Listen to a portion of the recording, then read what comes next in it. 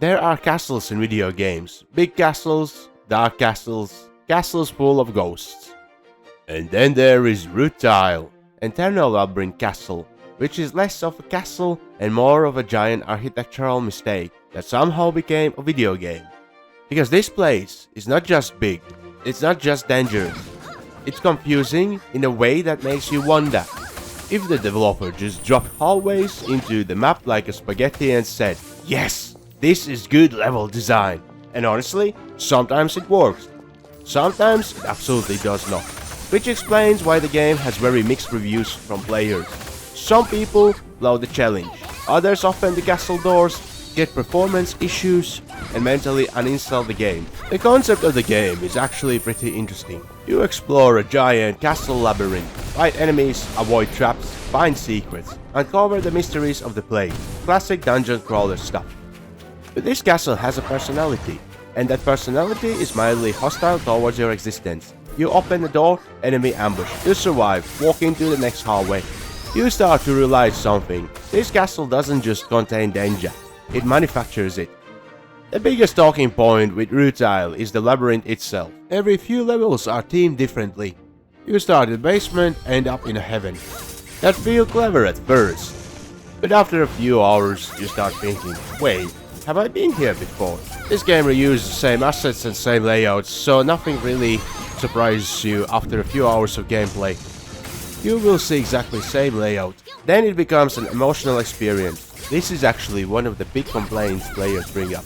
The game sometimes does not explain its layouts very well, so you can spend a lot of time wandering around, wondering if you're progressing or just going in circles, which can be immersive or frustrating, depending on your patience level that day. Combat in Rustil can feel intense, enemies are aggressive, mistakes matter, and fights can turn ugly very quickly. When the systems click, it feels satisfying. You dodge, you attack, you survive with one sliver of health and it feels like a legend. But sometimes combat also feels a little rough around the edges. Players have mentioned things like clunky hit detection, awkward enemy behavior, moments where attacks don't land quite right. Nothing completely game-breaking, but enough that you notice it when things get chaotic. Which in dungeon full of enemies happens frequently. If monsters don't get you, their traps will try their best. The main trap is probably the timer. If you don't clear out your floor in time, or you don't manage to get proper upgrades, the timer will teleport you to the next level, where the monsters are stronger. And it means you are underpowered, and you will be underperforming.